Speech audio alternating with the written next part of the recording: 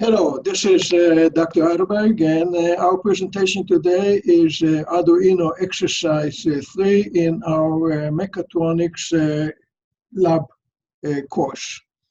The topics that we cover in Module 5 include the Arduino exercise 3, which is Project 9 in the Arduino project book, and this will lead us to make a circuit to drive a motor with a transistor and a switch. Then we'll talk a little about another skill set tool, which is stage and motor sizing. We'll start the FESTO handling guide online, HGO. We'll define our system parameters. We'll run the analysis, observe the recommended mechatronics components for the job, and then our exercise will be to repeat what we are showing in this presentation. The Arduino Project 9 is shown over here. Here's the circuit diagram.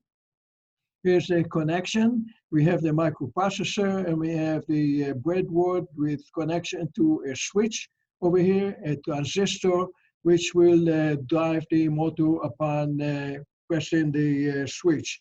We have here a short tutorial of what this may look like. Let's take a look at it.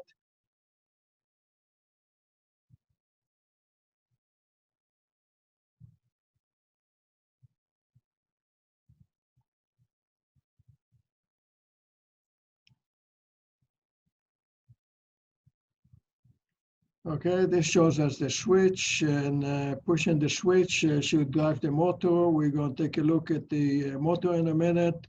And you see over here, this representing the cantilever effect of the motor with an offset that actually causes vibration for the isovibe project that we did as a school solution.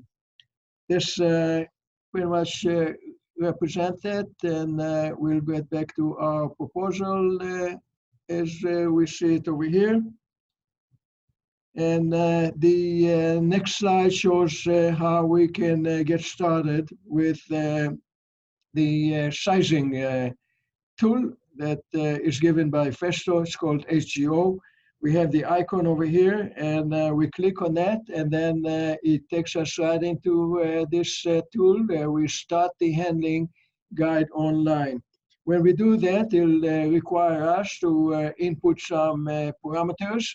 And we see over here the parameters include the total stroke that each element will do, the type of positioning system. We have XY for the gantry are electrical, and the Z is pneumatic. We have the travel, and also how much is the moving load, and what is the offset of the CG of the moving load from the to center point.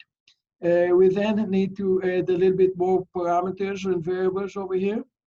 What is the moved distance that we are looking at, and what is the travel time that we would like to do. We're asking to do 500 millimeter move in 3 seconds, and gripper time is 1 second. And then we have no additional forces, and the voltage that we have is nominal 48 volts, and the AC supply is 230. We then we see here the results. It recommends a certain configuration over here, and it shows what is the system workload in percent, what is the repeatability that we can expect, which is plus or minus 110 microns. We also have here the gear ratio that will be required, the accuracy per stage, the travel for each component, and then the voltage that will be utilized in the application, also the sizing of the motor controller. Here is the recommended system configuration, including the actuators, then the motor type, which is specified. The brake, we have to specify whether we would like them or not. And then the controller is also specified over here. with the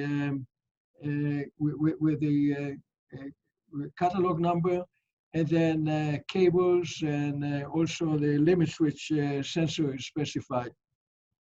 In addition, we have over here a question regarding how we would like the pneumatic circuit to look like, what would be the cable length, and the mounting configuration, whether we like a partially assembled or a completely assembled system.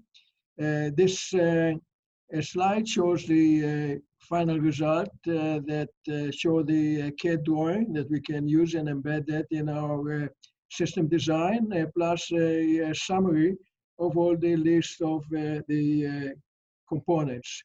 Finally, if we're interested in getting the price of this system, then we have to register into a FESTO site, and then we'll put the username, password, and it'll get us the price quotation, and we can order it online. That is not required for this exercise, it's optional, but the rest of the presentation that is shown here should be duplicated by the student in this exercise. This completes our presentation, and we study more tools in upcoming labs. Thank you.